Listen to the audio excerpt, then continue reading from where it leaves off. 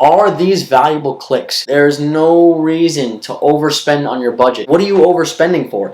You don't even know what you're looking at yet. And I'm telling you, you don't want to be that guy.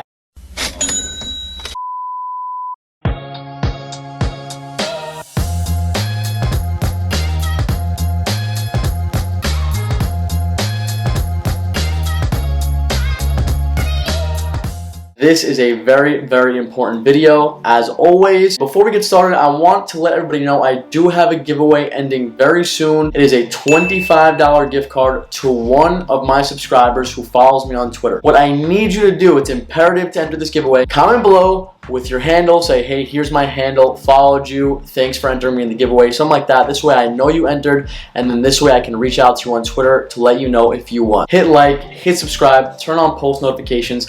Let me know what else you guys want to see. Aside from that, let's just jump right into today's video, which is very, very important. I'm going to simplify Google Ads for you. The point of this video is to show beginners and even intermediate and experienced people how I've generated millions on millions on millions of dollars in sales with Shopify dropshipping and just using Google Ads. The power of Google is so important, it is so powerful, and it should be utilized by all marketers and all business people alike. Let's talk about the basics of Google Ads, targeting traffic, and how you're going to go about this. So for the most part, we all know how Google Ads works. It is keyword-based buyer's intent buying, right? It's an auction type system that brings buyers who already know what they're looking for. Why do I say they know what they're looking for? It's because it's a people who are searching keywords of things they want to buy or search. What is this buyer's intent? Buyer's intent is somebody who kind of knows what they want. You don't have to invoke them emotionally because they already know they're searching for it. Based on their searches, an auction and a carousel of ads is going to pop up with stores, with services, products, things like that. It's important to note that 90% of all web pages connected on the interwebs are connected to Google's platform, to Google's algorithm. So as a marketer, can you imagine how powerful that is? Take a moment to think about it. 90% of all web pages on the internet are connected to Google's platform. That means you can advertise to 90% of the global population that's using the internet to search something. Crazy power, and it's time for you to utilize this. Another targeting type is obviously remarketing. Absolutely unbelievable for remarketing, and we'll get deeper into this as we continue. You can use interests to target people now on Google. It's a newer feature. They are still getting deeper into it. It is not as in-depth as Facebook yet. Target things like home decor or toys and things like that. Very, very broad, generic type audience targeting, but it helps Google segment your audience just a little bit more when you're giving them a little push to understand what type of customer you're looking for and in what niche you're looking for that customer. And of course, you can also use old email lists that you've already collected, and of course, competitors' traffic, which is a newer feature as well. Not that new,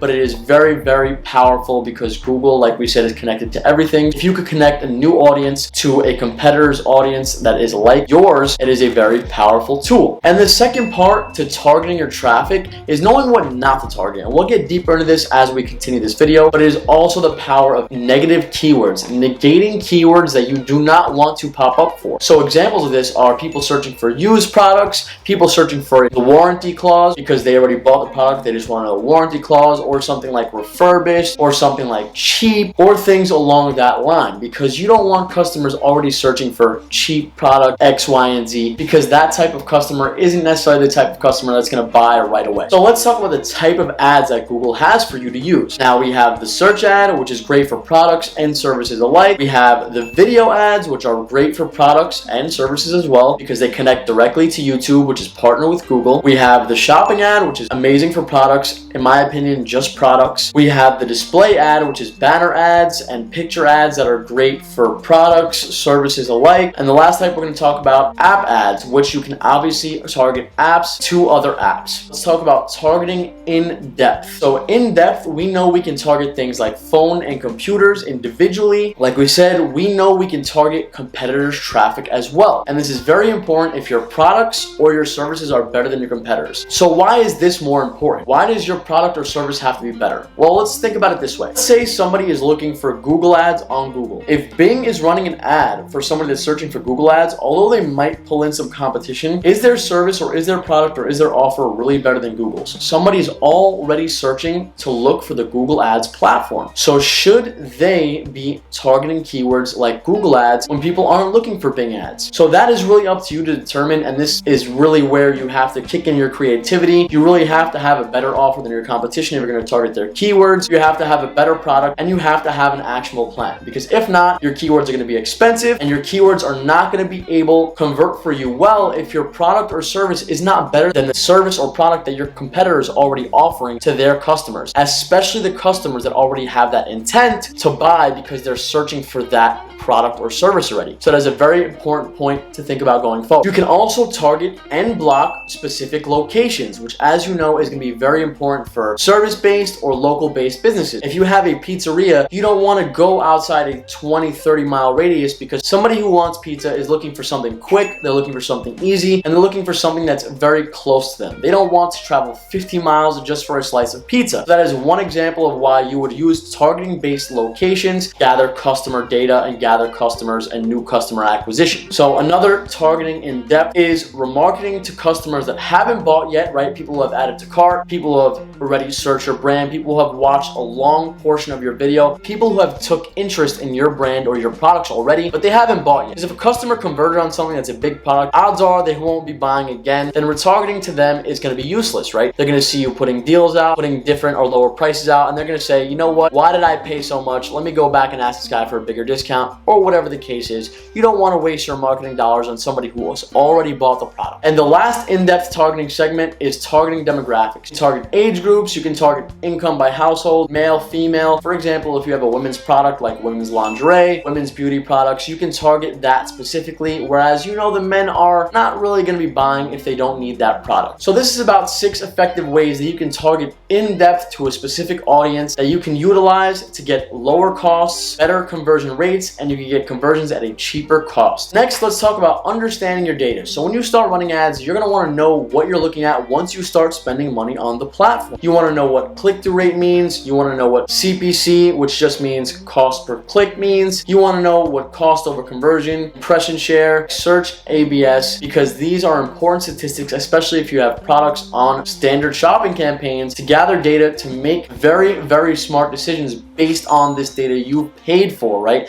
That is the most important thing. It's not just data collection. It's the fact that you're paying for it. It's the fact that you're wasting or you're using your hard-earned money to collect data that could go to waste or that could go to very, very good use. And this data is very, very vital and very, very important, but it could be tricky to understand. So let's just go through it really quick. Click-through rate is just your product is seen, the impressions over how many times it was clicked. Next is going to be cost per click. Those 10 clicks that you paid for, this is the average cost that you paid per click. Then the cost per conversion. Let's say you made some conversions. Let's say Google tracked those conversions for you. How much did you pay total in that campaign or that ad group versus how many conversions you made in that campaign? Very important statistic, of course. And your impression share is how many impressions you're sharing in the auction, how many times you're popping up before customers have the opportunity to click on your ad. And then, of course, search ABS, which just means how many times in the search rank you're popping up at the absolute top. You're the first person in the auction. Let's imagine a real auction for a second. I'm gonna put some images of what the auction look like on actual Google if you know what they look like already. You have something with an intrinsic value, right? It has no value yet. The value is yet to be determined because people are about to bid on that value. So let's say you have the first, second, and third ranks in the auction. How much is somebody willing to bid on that very first rank to pop up first in the auction? Now imagine instead of a bunch of people in a room screaming at one person saying, I bid $1, I bid $2, I bid $3. Google just takes what you put in, your value. As long as you have manual CPC on, as long as you're putting in your own bids, you can determine where and what price you want to put yourself in the auction. So for example, if you see the benchmark CPC is around $2, you see your competitors, people around this keyword are averagely bidding $2, and you know it's worth it for you to bid based on your conversion rate, how many times you convert based on how many customers you acquire, to bid $2.25. To you, you might say, you know what, I'm gonna raise my bid from $2 to $2.25 so I can secure more clicks and so I can secure more customers or potential customers than my opposition, than my competitors, because they're only bidding $2. So I will pop up more times in the auction, I will pop up more times times in the front of the auction. This way I can actively compete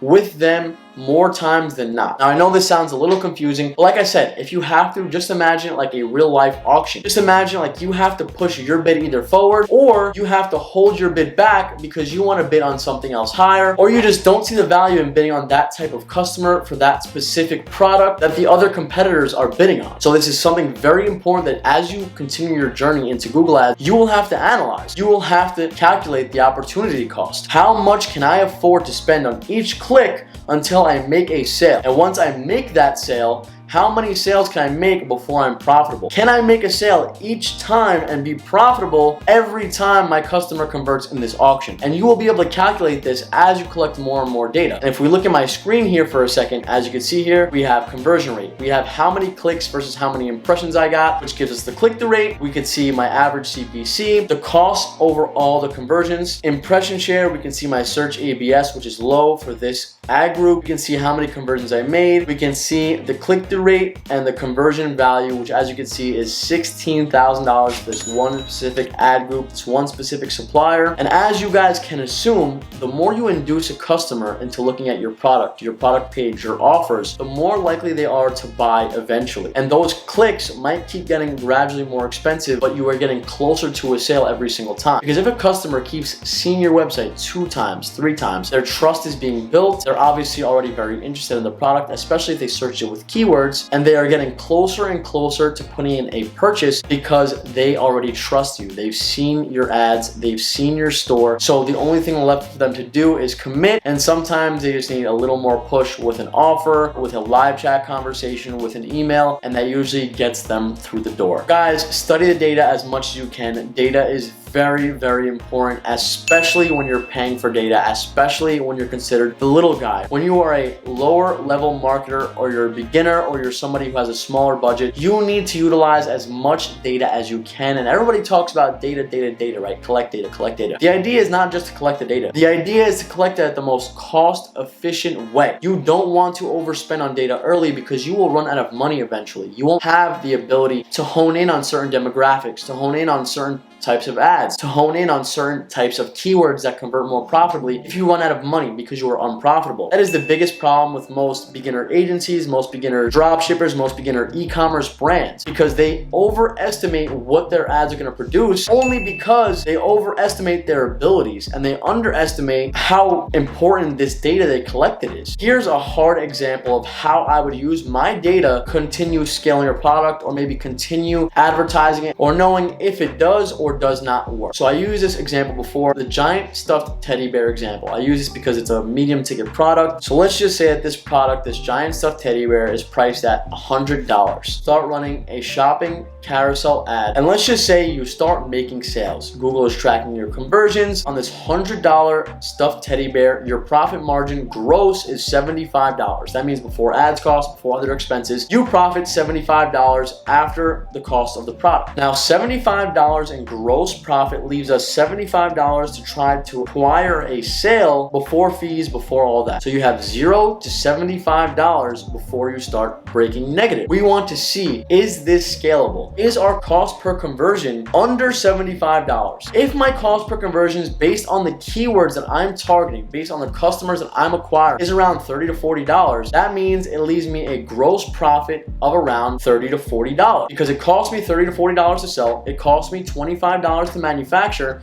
so it leaves me $30 to $40 leeway every single time I make a sale for fees, for employee costs, for other miscellaneous costs, and then leaves me whatever is left with the profit. So if I can acquire a customer for $25, $30, I would keep advertising that product based on the keywords I am using, based on the keywords that are being targeted. Yes, I will continue that product. So that is how you use your analytics, your data to determine, okay, this has a good click-through rate, this has a good search impression share, I'm getting a small cost per click, and based on all the clicks I'm gathering, it only costs me about $20 to $30 to make a sale every time I sell a stuffed teddy bear. This product to me is scalable. All I have to do is acquire more customers than retarget to them to acquire a smaller cost per conversion. So let's talk about scaling now, because we use the teddy bear example. When all other things are constant, when all other things are perfect for you, what I mean by this is your website is perfect, it's gorgeous, you can't fix anything else, you can't make it better, you can't make it easier for customers to buy. When you have reviews in the product, you have enough reviews reviews, you have enough social proof, your website is good enough to go. What can we do with our ads? Everything else is perfect. Our landing page, our product pages are perfect. There's nothing else we can fix with the aesthetic. So what can we fix behind the scene? Or what can we do to scale this upward, or to know if we can scale? So what we do first is we search what keywords are popping up with my products. What keywords are people searching to find my products in the auction? What keywords are getting cheap clicks? Which keywords have a profitable cost per conversion? Teddy bear example. If our cost per conversion is $10 on a $75 gross margin, we're doing good. That means we have $65 before fees and gross profit to really scale our business. Which keywords are overspending? This is where your negative keyword list comes in, right? It's not just a tool to negate words like use, like cheap, like warranty, like instruction. You want to negate words that Google is seeing as applicable, but people don't really see it as applicable. For example, let's say you have a giant stuffed brown teddy bear. People could search any combination of the words. If Google starts showing images of brown bears, how is that applicable to a stuffed teddy bear? If people are searching brown bear, but for some reason you keep popping up in the auction with a giant stuffed teddy bear and they're clicking on it, they're wasting your money. And I'm sure it won't be a lot, but the idea is these random keywords can just keep popping in: brown bear, black bear, and just take away, because people are curious by nature. With their curiosity being so piqued to the point that they click on your ad even though they were searching for a picture or information on brown bears, you lose money because of that. And you gather no important data. You actually gather bad data. You see that the click-through rate went up because you had a cheap click. When you see the word was brown or black bear, you realize that people aren't really searching for what you're selling. That is a big problem, and there are many examples of this if you could just think about it. And I'll give more as we continue. But this is just one great example about how Google can misconstrue the data that they gathered from your product page to find a customer that is not really looking for what you're selling. And this is very important when you're going through data. This is very important when you're starting, because when you're not spending a lot, the idea is to negate all the things that can waste you money. The last thing you want to do as a beginner is quit because you want to have money, because you overspent on crappy keywords, you overspent on shitty customer acquisition. And now, is our data missing? Is my pixel even connected? First of all, Google has its own pixel now. Make sure these two things are very important. Make sure your data isn't missing, and make sure your data isn't showing double or triple. If you connect a third-party pixel, that means Google is collecting data, and that means your third-party pixel is also collecting data at the same exact time. So you could be tracking two conversions when there was only one, and you're going to realize that your data is very wrong, which is not going to be helpful for you when you're trying to scale. Lastly, what other campaign types can we expand into? When we have a winning product in our standard shopping campaigns, can we expand into display ads? Can we expand into video ads? Can we expand into search ads? Of course, but it has to be already bringing in fruit. The profits from one campaign should already be paying for the next new campaign, unless you want to go ahead and risk some of your budget testing that new campaign type, which of course can work out for you. But the easiest way is to find a campaign type that already works for you and then use the profits from that one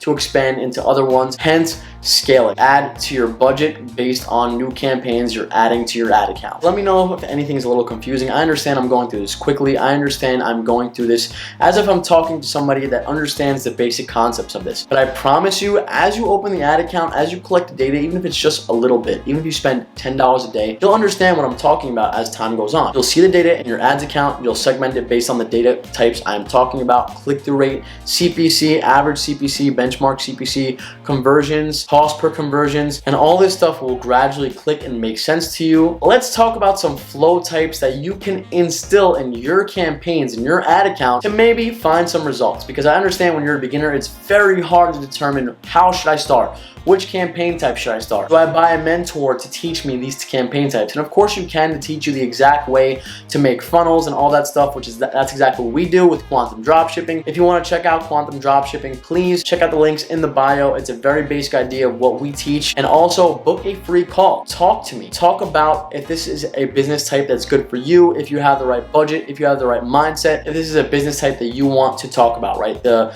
screenshots that I showed, that was all based around Quantum Dropshipping. And what you can do is you can book a free intro call to get an idea of if this is for you. Let's talk about the flow of campaigns that you want to implement or that you can implement. There's millions of different combinations combinations, different ad types, different ways to start. But what I'm going to recommend in this instance, because it is easy to gather data, it's easy to get a concept of how you're spending your money, is this type of campaign flow. So for starters, always start with what you have first. If you're an agency and somebody already gave you customer lists, somebody gave you their competitors' email lists, you can start with these already. Somebody gave you their old pixels so you can remarket to their customers. You can always start with this. I recommend starting with this because it's going to bring in the most fruit the quickest. But if you're starting from scratch, here's what you're going to want to do. If you're starting with products, start with a standard shopping campaign. Now, everybody always going back and forth. Performance Max, Smart Shopping. This is new. This is new. This is new. That's fantastic. But if you don't know what you're looking at and you're just throwing up campaigns willy-nilly, you're going to waste your money. Google is going to take your money because they see you're willing to spend it. They don't care. They will take your money because they see you have a budget. So it's not that easy to see what search terms you're popping up for, what data you're gathering, right? It's not that easy when you're giving Google a lot of control. So let's start with a standard shopping campaign because we have the most control this way. And let's start with low bids and let's collect and remove shitty keywords. Just like the brown bear and the black bear example. If you see keywords that are completely irrelevant, if you see keywords that are completely nonsense, start removing those words because you're going to save yourself a lot of money down the line just by gathering those impressions or those few clicks based on what customers are already searching and what Google thinks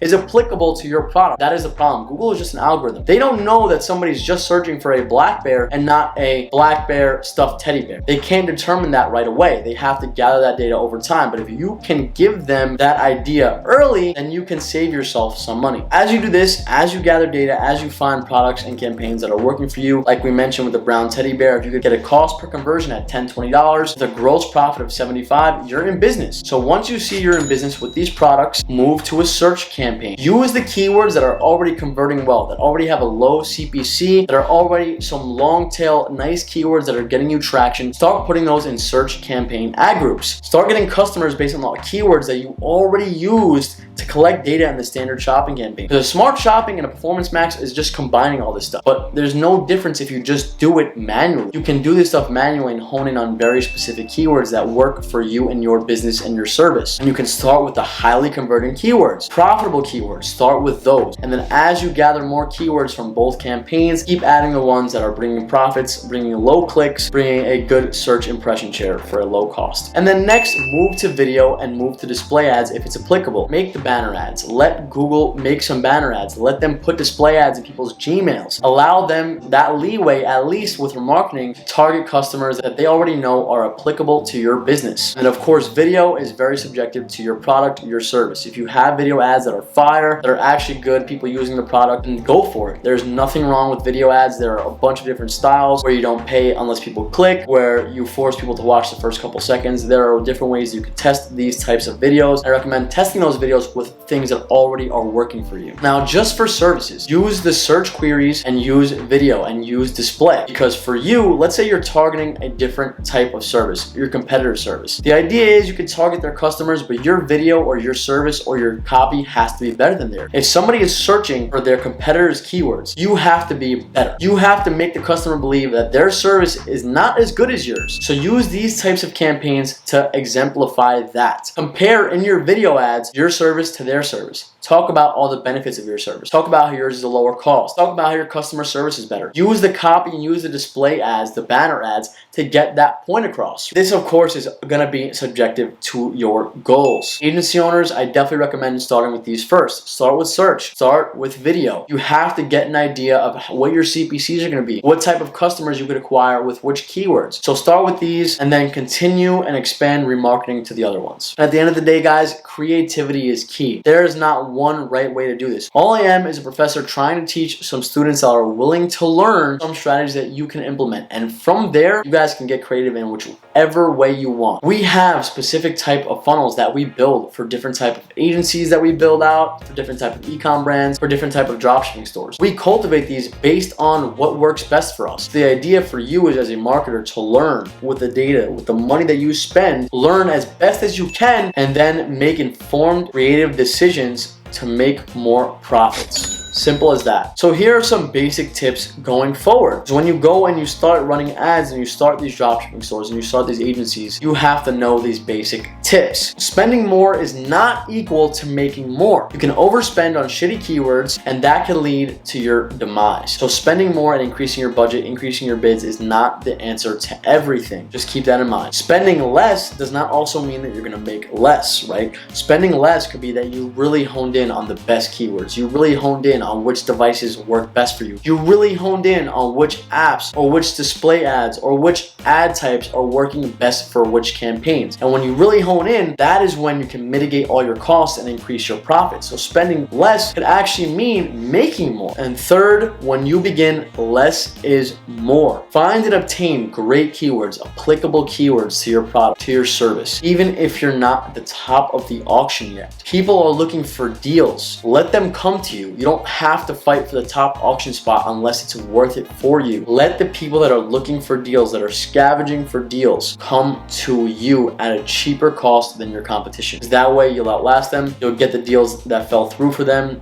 and it'll be very, very cheap for you to do so. Negative keywords are very important early on. They're very important early on because you can save yourself a lot of money, a lot of agony, a lot of time, negating keywords that are very crappy. So that's why when you're beginning to launch campaigns, check it every day, see what words are being impressed, see what words are being clicked. If they're not applicable, then they have to be removed. And you have to think like a consumer in this instance. You have to think about, if I'm a customer and I'm searching brown bear, I keep getting in the auction or I keep getting the search, giant stuffed black teddy bear. Is this really applicable to what I am looking for? No. Somebody's just looking for a picture of a black bear or just doing a random search and you're popping up and they're clicking on it instinctively and you're getting charged for it. Fifth, find ways to execute for the cheapest costs. It is not easy as a new business owner to do this. It is not. That is why I teach all my students, I teach everyone to start slowly. There is no reason to overspend on your budget. For what? If you don't know what you're doing with the data, what are you overspending for? You don't even know what you're looking at yet. Spend slow until you learn more about what you're looking at, until you get to do more research, you get to watch more YouTube videos, you find a mentor that can help you out, because you don't want to blow a bag. You don't want to waste all your money going through this process just to end up quitting because you have no money left. I've been there, I've done that multiple times, and I'm telling you, you don't want to be that guy or girl. And the last of the basic tips, remember your advantages. If you have a smaller budget, you can hone in on more important keywords, you can hone in on your customer service, you can hone in on those very few customers that you're paying for to acquire early on. Some of these big companies, these big agencies, they can't help their individual customers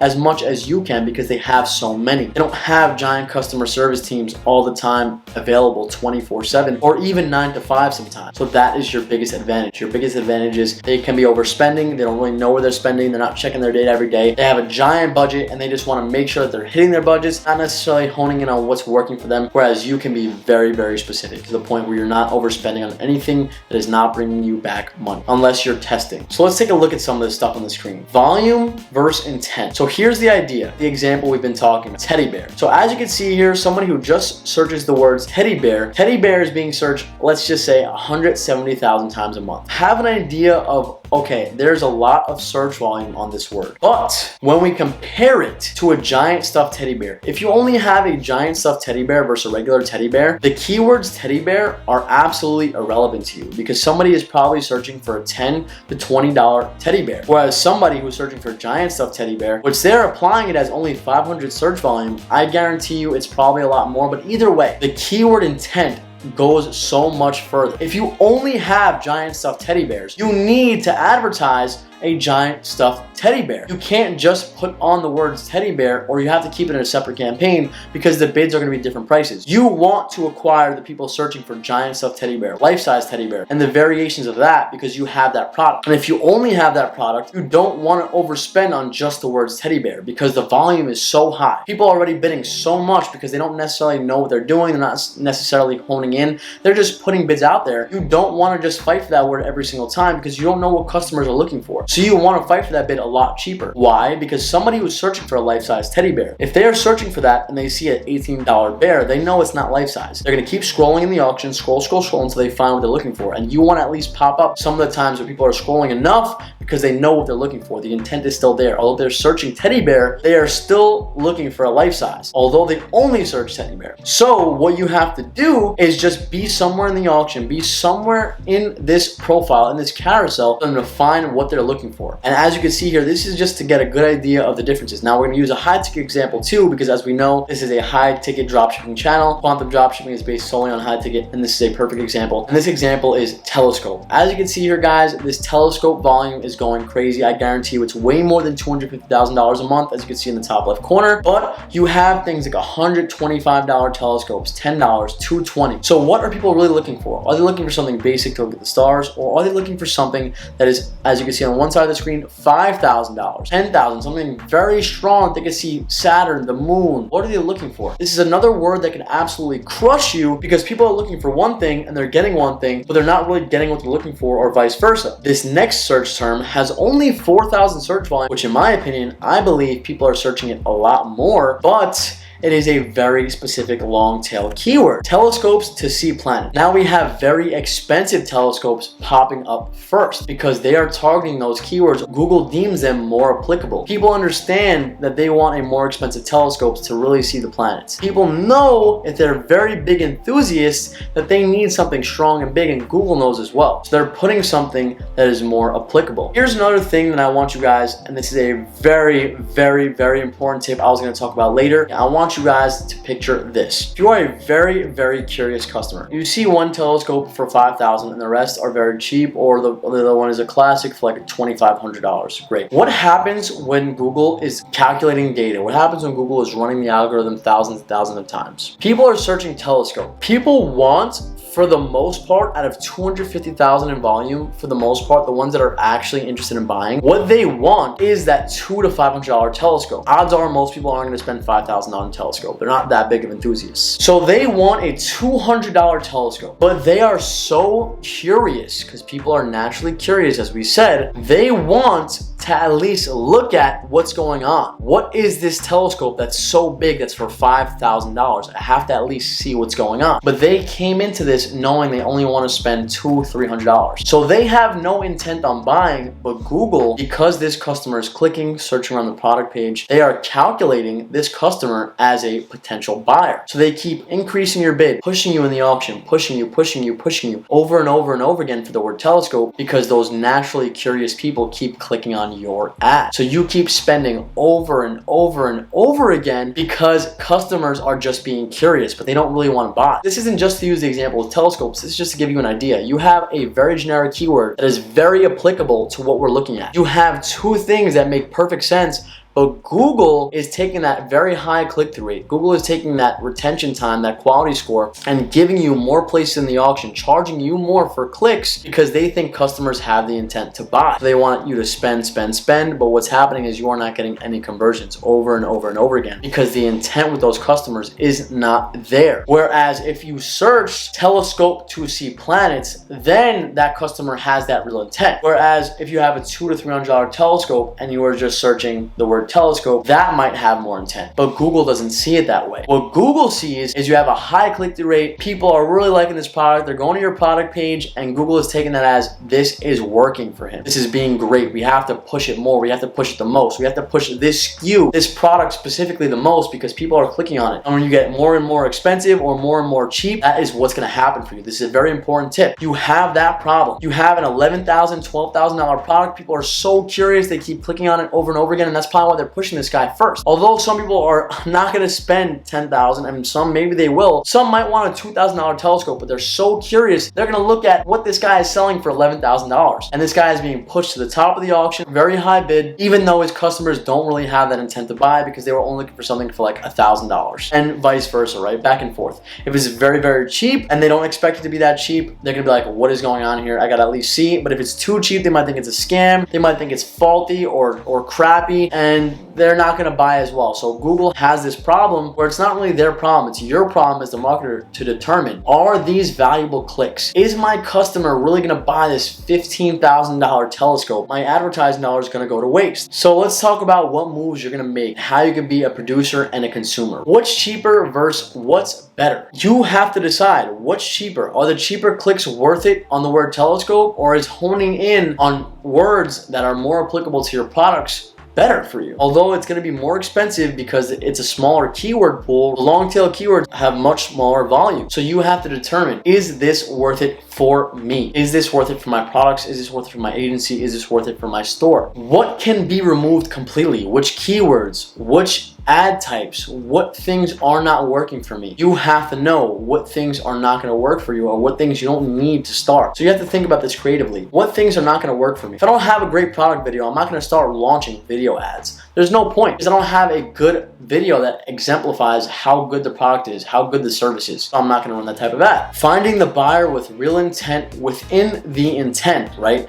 So people who are searching, we already went over this. Google has intent no matter what, because people are searching with keywords for things they want to buy. So we know it has intent. Who has the real intent? People just searching for teddy bear, or the people searching for giant stuffed teddy bear for a girlfriend, giant stuffed teddy bear to cuddle with, right? They know what they want more so. Words like telescope. Is this really what they want? Do they want a $10,000 telescope or do they want a $200 telescope? When they search the word telescope, do they really have intent or do they not really know what they're looking for? Are they looking for a toy for their child? And let Google do its thing until it doesn't do its thing. For example, if you have an entire catalog of telescopes, but you have one telescope worth $30,000, $20,000. Obviously the best model in the line, but most customers are not buying this. Are you really going to advertise that one the most? But what's happening when Google is pushing that one the most? What happens when your average bid is set at a certain price, but that one's the cheapest and it's getting the most clicks, and Google keeps pushing it because like, okay, we found a product that customers want under his CPC value, so we're gonna keep pushing that because it's working for us. We're gonna keep pushing it for him. But for you, it's not really working. Nobody's converting, they're just being curious. So let Google do its thing until it's not. Check that data. Check which SKUs, which product types are getting the most traction. Is that the best seller? Or are people just curious based on the generic keywords that they're searching? Very, very important stuff. Now next, let's get a deeper understanding of how you're gonna go deeper into this. Collecting more data, right? You either pay to learn quickly, so you pay for more data faster, or you be extremely articulate, like I mentioned. You have a small budget for lower bids, but you slowly gather keyword data, you slowly gather clicks, you slowly gather conversions. Or you pay for it up front because you have a budget, you get to scale up quickly or scale the words that are shitty down quickly. You have to pay to play or you need to invest time at the end of the day. Now, Google really knows until they don't. The click-through rate versus the conversion rate. Does it have just a good click-through rate because it is a very interesting product, or does it have a good conversion rate? That is what's most important, the conversion rate and at what cost it's converting at, if it's converting profitably. When it's early on, click-through rate is very important because you see which products are getting traction, of course. You have to also account for untracked data or over-tracked data. If you have too many pixels, you have to account for the fact that you over-track data, and you have to also account for the fact that Google is gonna mistrack data or under-track data. Conversions went through your store and you're missing half of them. It happens. People are calling in, people are live chatting, people are using other methods, getting a draft order, whatever the case is, you have to understand that Google is gonna miss some data, so you have to know what you made sales on in your head or export your data to know what is selling for you. Remove irrelevant keywords consistently. Keep up the consistency. When you add more campaigns, when you add more product types, when you add more suppliers, consistently check it every day for the new keywords that are so unapplicable, they have to be removed. And this will happen over and over and over again. Do you know your audience and your products well enough? Are your audience really gonna buy? Are they really interested? Are your products what they are interested in? You have to know, especially if you're targeting competitors, especially if you're targeting generic keywords. You have to know what is going to work, and you have to know, and you have to think like a consumer to know what your consumers are going to buy. And to end this off of the deeper understanding, giving Google more control does not mean it's going to be better, and it has to be a result of something that you already mastered, or you're going to allow them to gather data. For example, if you're going to switch your standard campaigns, Performance Max and Shopping, it has to be with stuff that works. If you just start testing every single thing with Performance Max and Shopping and Smart Shopping, Google is just going to push those ads for you as hard as they can without any remorse, without giving you all the search keyword data, without giving you enough data to make educated decisions. So you have to be the determining factor. You, the one making the ads. Is this worth doing this type of campaign, or do I give Google less control? And that is why I really like standard campaigns, especially for beginners, because you're not giving Google the utmost control. You are controlling where your devices are bidding on, on, where your locations, what apps you're bidding on. You're determining the percentage, the CPC. You're determining which SKUs you're bidding more on, which product types you're bidding more on, which suppliers you're bidding more on. You're determining where your ad is popping up, in the display more, on YouTube more, the search ad more, the shopping auction more. So these are all important things for you to keep in mind when you're continuing, and don't be intimidated. Start the campaigns, gather the data, and then evaluate. And this is just a last little slide to give you an idea of which track record you want to go down. Collect data and keywords when you begin. Negate the bad keywords that keep coming in that are shitty, that are overspending, or that are just unapplicable, or that are just too applicable, like telescope. Lower crappy bids. The bids that are getting a high click-through rate, that people are just curious in, lower them a little bit, because Google is favoriting that product even though it's not converting. So you have to lower it a little bit if it's not converting. Increase the successful bids. The bids on products or on product types that are getting traction with calls, with live chats, with sales, added carts, with abandoned checkouts. Those are the ones you're going to increase the bids on. Hone in on profitable keywords. Once you see keywords starting to convert in these standard shopping campaigns, take those keywords, start making search campaigns, start making funnels to dig deeper, especially remarketing your old customers. Start making funnels to target those specific keywords that are working